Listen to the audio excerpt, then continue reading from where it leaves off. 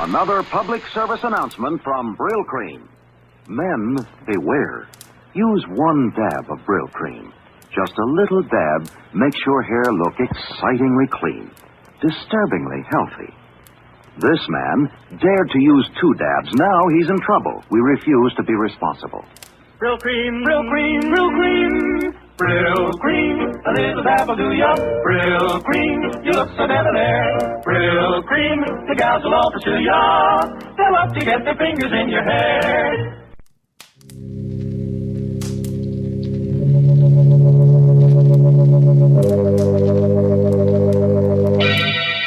Lipton Tea and Lipton Soup present Inner Sanctum Mystery, starring Wendy Barry.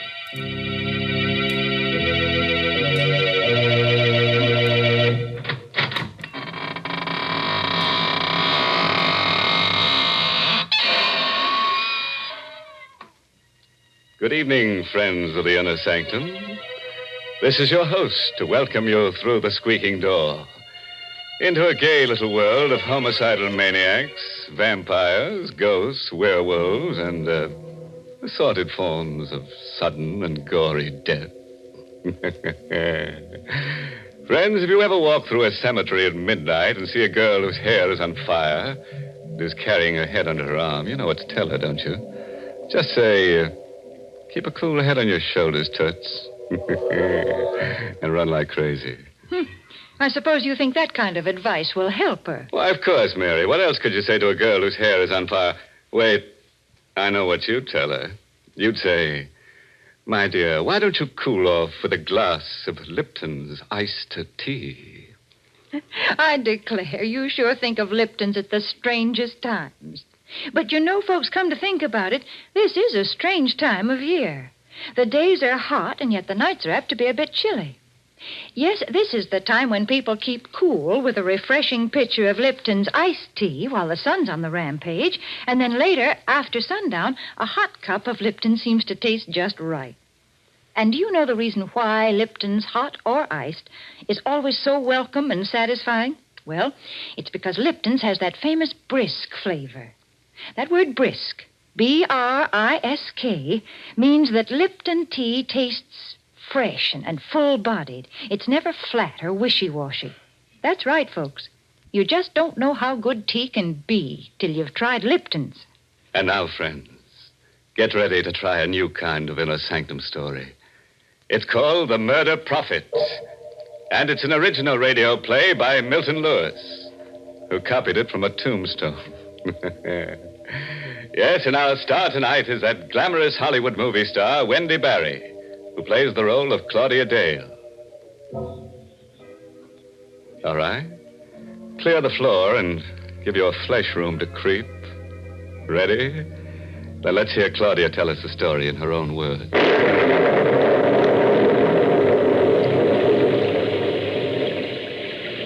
At exactly midnight, I saw him for the first time. My headlights picked him up when he hailed me along a lonely stretch of road near my home. I wouldn't have stopped, but the storm was so fierce, I felt sorry for him. I drew up to the side of the road. Thank you. Going far? No, not far. Where to? I'll let you know. Oh, what's that? Where? There on the side. Tombstone. Oh, there's a cemetery where I picked you up. Yes, Birch Lawn. Cigarette? No, thank you. I don't smoke.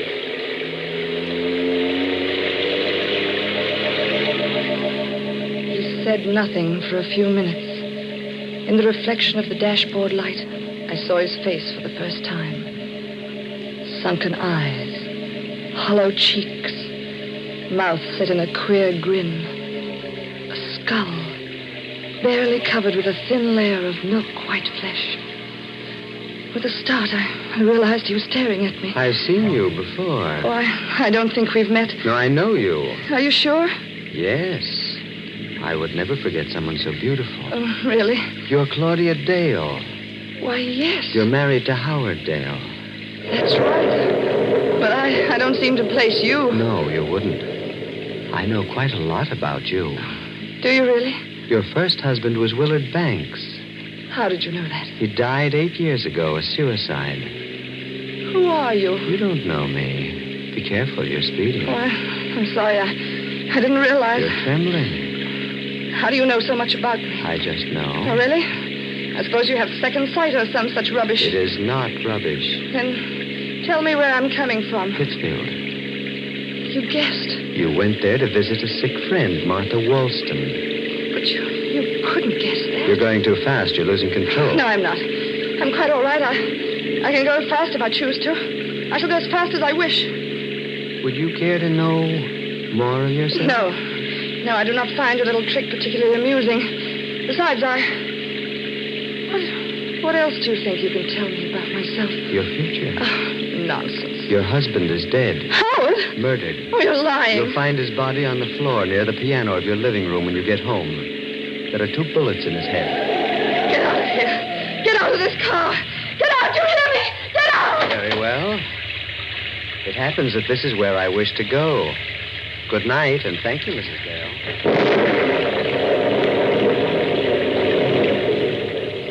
He vanished into the shadows on the side of the road. And then I noticed something white and shining queerly in the spot where he disappeared. I looked closely. It was another tombstone in another cemetery. I raced madly for home, fighting the hysteria that seized me. The nightlight was burning in the living room. It couldn't be true. Howard would take me in his arms and kiss me when I stepped into the house. I rang the bell.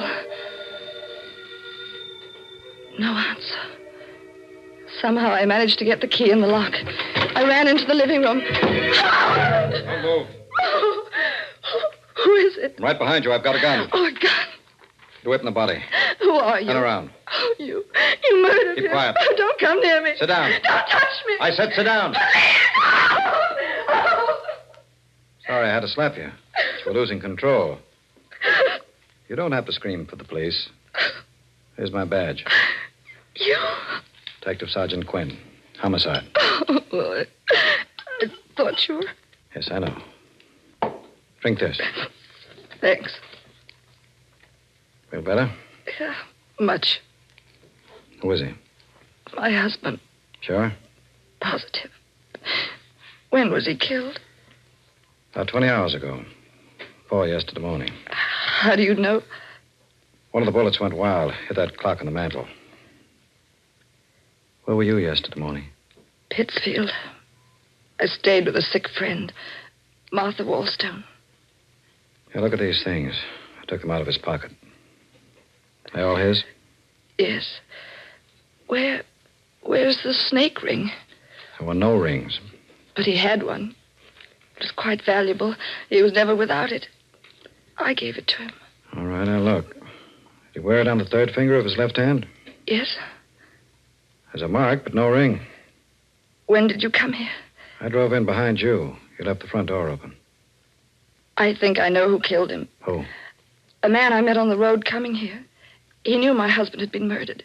You did, huh? He even said his body would be near the piano. When did you see this guy? Oh, 10, 20 minutes ago. Picked him up on the road. Where? At Birch Lawn Cemetery. Where'd you drop him? At another cemetery near here. He seemed to walk behind one of the tombstones. Oh, I know it sounds mad, but it happened just as I said. What's his name? I don't know, but he looked like a human cadaver. Like a man who's dead and... Oh, you don't believe me. Why'd you kill your husband? What? What are you saying? You heard me. Well, I told you I was in Pittsfield. Why'd you go there? Martha was ill. Were you there at 4 yesterday morning? Well, of course. Don't lie. Stop shouting at me. I told you who killed him. What are you trying to do to me? Isn't it enough to come home and find Howard like that without you trying to... Oh, in heaven's name, leave me alone. Leave me alone.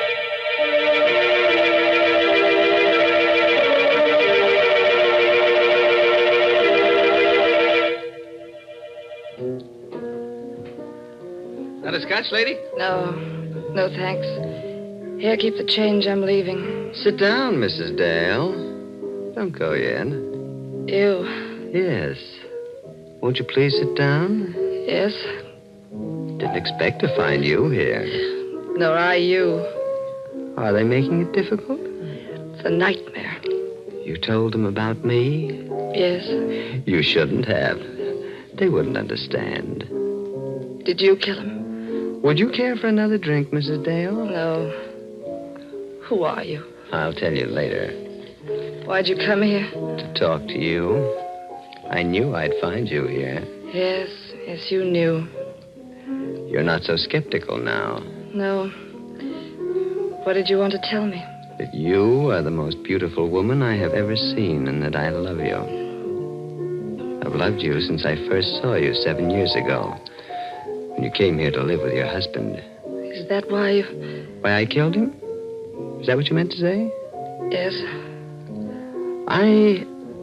I'm not an ordinary man, Mrs. Dale, but I'm not a fool. Now, on this card, you'll find my name, address, and telephone. Do you really believe I'd phone you? Yes. There will come a time when you shall want love. Good night, Mrs. Dale. Good night.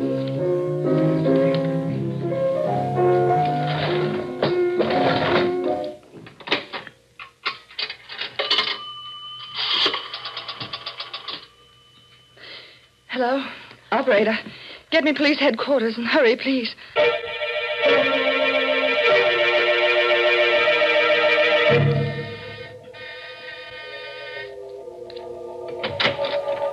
Yes? That's him, Detective Quinn. That's Garth Dragman. Thank you, Mrs. Dale. Do you mind coming down to headquarters, Mr. Dragman? Not at all. Did she tell you that I murdered her husband? Yes. I thought she would. I'm not angry, Mrs. Dale, and what I told you earlier this evening still goes. I'll come along right now, Mr. Quinn.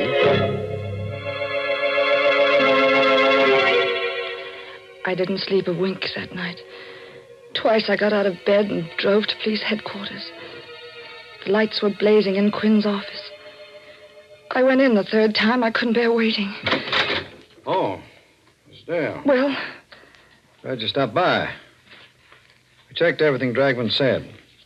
Seemed he was in the same bar and grill where you met him tonight when your husband was killed. you believed him? Naturally. Bartender and several regular customers backed up a story. Seems they all left together after the place was closed to play poker. Well, what about the things he said to me in the car? How could he know about the murder before you or I? That I don't know. Perhaps he does have second sight. Odd-looking fellow, isn't he? You can't arrest a man for murder because of that. He's criminally insane, I tell you. I know he is. My dear Mrs. Dale. Oh. What's the use? I loved Howard. I loved him to the point of insanity. Otherwise, there was no accounting for the things I did when I left police headquarters. I was determined to find the man who murdered my husband. It was towards dawn when I made up my mind what to do. I went to Garth Dragman's home. I was about to ring the doorbell when... Don't ring, Mrs. Dale. The door is open. Come in. You were expecting me? Yes, I was expecting you. Do you still think that I killed him? I don't know what to think anymore. Do you want me to find the person who murdered him? Yes, more than anything in the whole world. See, I have strange gifts, Mrs. Dale. And I do believe I understand the mind of a criminal. That mad impulse to crime, that strange, twisted desire to take a living being, a creature of arrogance and power, and make it a corroding, lifeless mass of flesh fit for worms. Oh. You're shocked? Crime is a shocking, evil thing. And only a man with the brain of a genius can succeed at it. And only a man with a greater brain can trap a successful criminal. I'll find your murderer for you, Mrs. Dale. On one condition. What's that? That you marry me. I felt my body turn to ice. I knew I was talking to a madman. I was sure I was talking to the man who'd murdered my husband.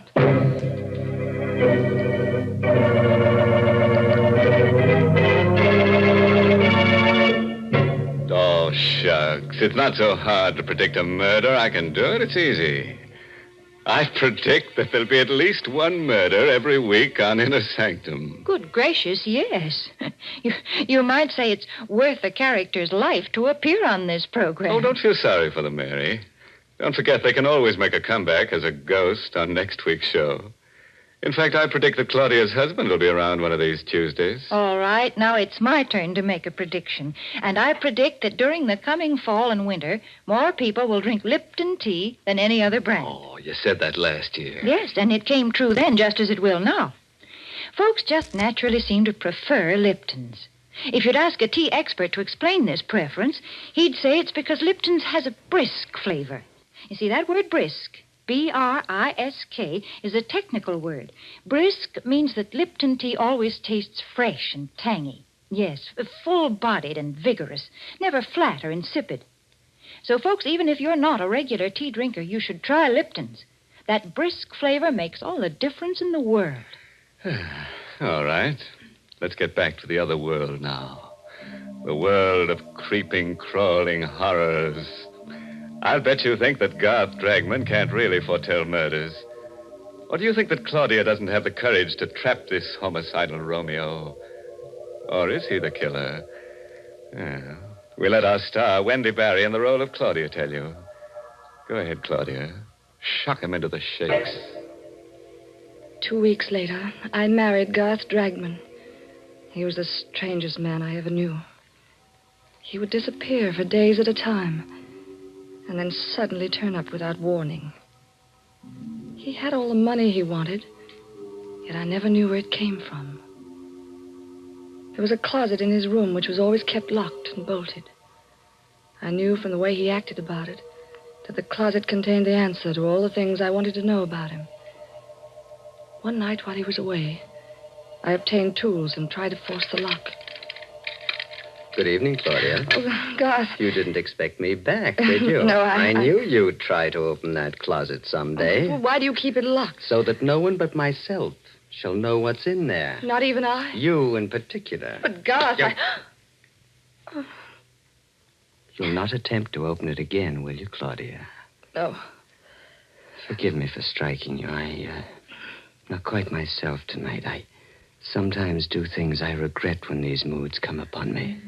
He sat down. He seemed terribly exhausted, completely spent. But there was a strange, wild light in his eyes.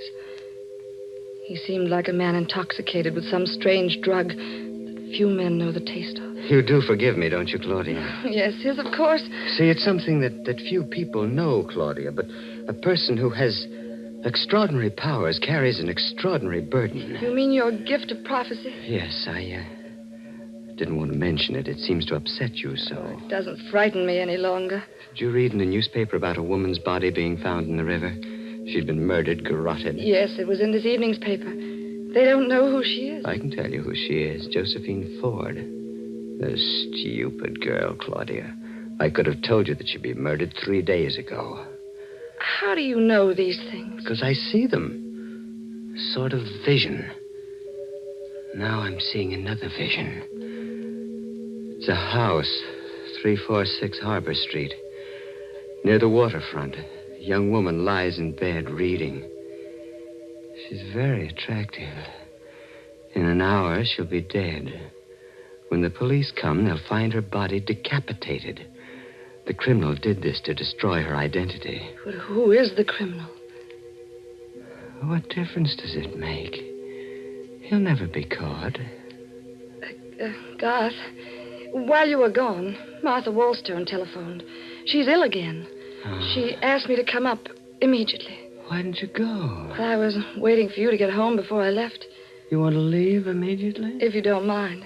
It's really an emergency. You may go, Claudia. I shall go to sleep. I'm extremely tired.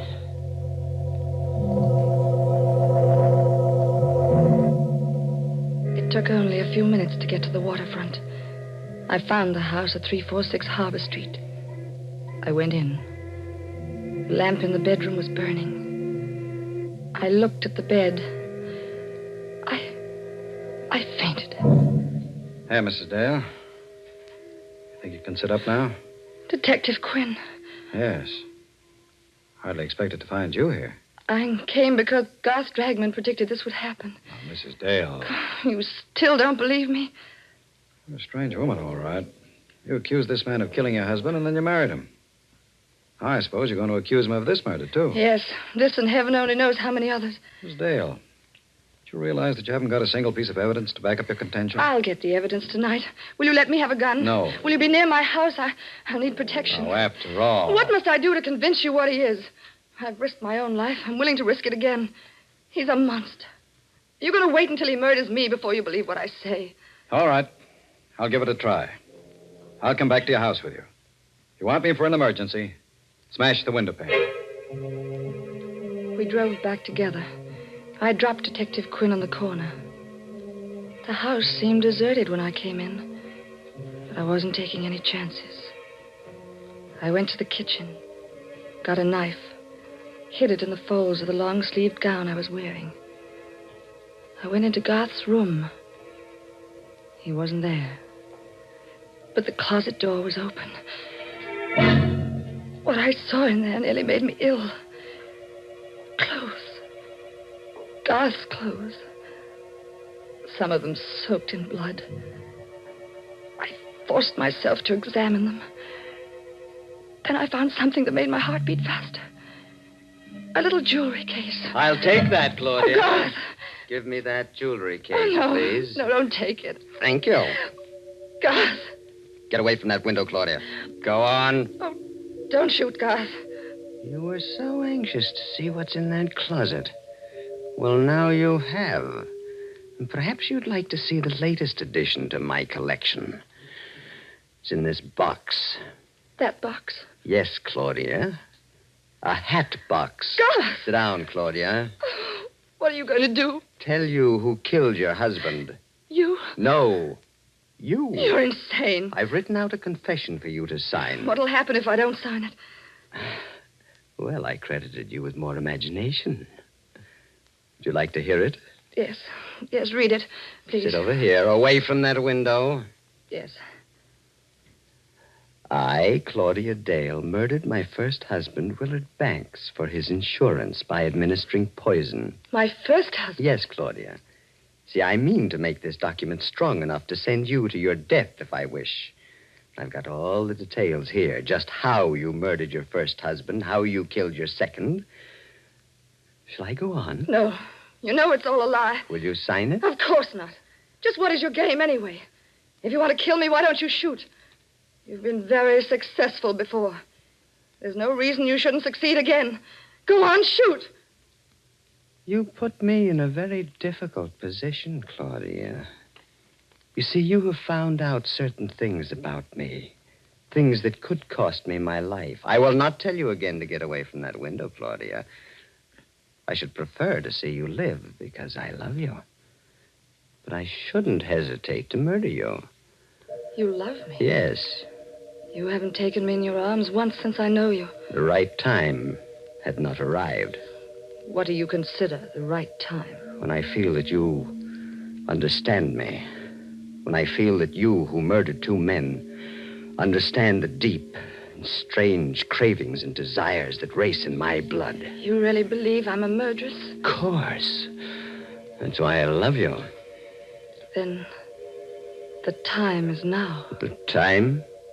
To take me in your arms. Claudia. He still held the gun. He wasn't more than 2 inches from me. I turned my lips up to him. I twisted my body to get out of the range of his revolver. When I felt his lips touch mine, I slowly let the knife slip into my hand. Slowly, caressingly, I drew my hand up towards his neck. Then I plunged the blade in. Claudia!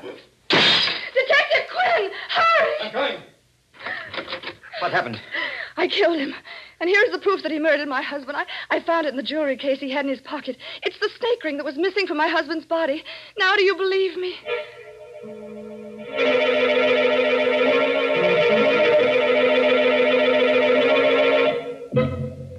That's the whole story.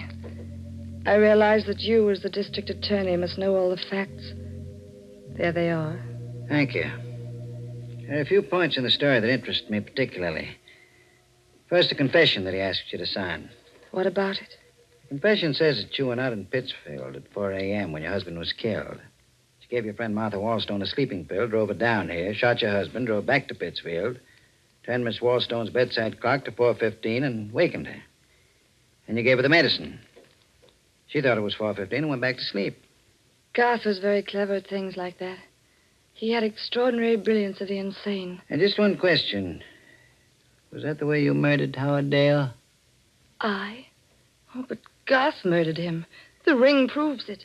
You never had the ring. You put it in the jewelry box. I can't believe what you say. Garth was a homicidal maniac. He predicted the death of the people he murdered. My dear woman, don't you know yet? Know what? Garth Dragman was a detective working out of my office. That's how he knew about those deaths.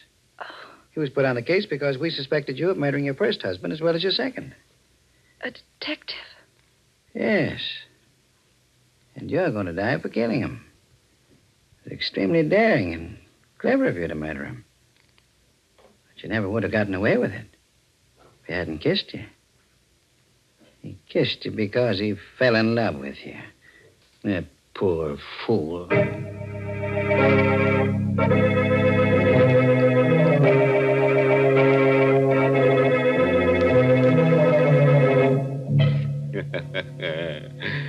Well, friends, that just goes to prove that you should never pick up hitchhikers who come out of cemeteries at midnight. And I bet you've guessed the moral for our story. It's taken from a famous quotation that Harry the Hangman uttered during a nightmare.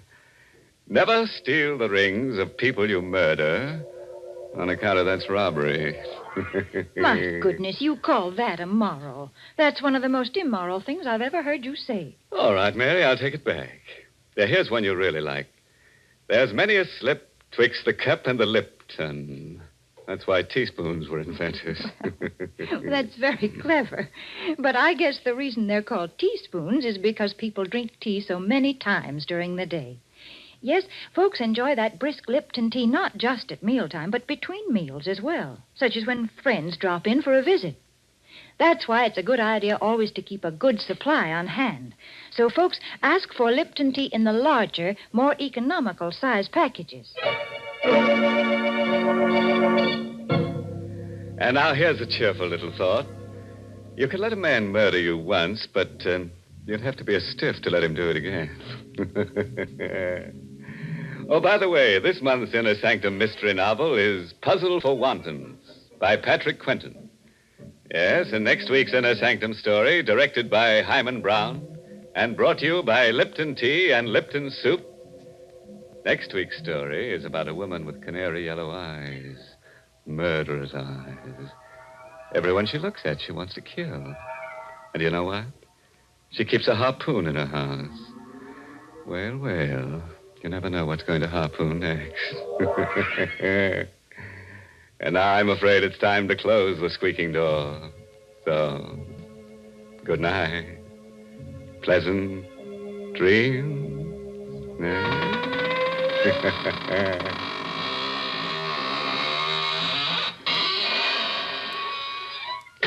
Folks, it's wonderful how little time cooking takes these days. Now, when I was a girl, my mother used to spend half a day making a pot of chicken noodle soup. But now we have Lipton's noodle soup mix. And when you use Lipton's, you just empty the contents of the package into boiling water, and in no time at all, soup's on. And what delicious chickeny tasting soup it is. Yes, Lipton's has an old-fashioned homemade flavor, and it's brim full of tender golden egg noodles. So, folks, don't forget to ask for Lipton's Noodle Soup. And don't forget to tune in next Tuesday night for another Inner Sanctum Mystery. This is CBS, the Columbia Broadcasting System.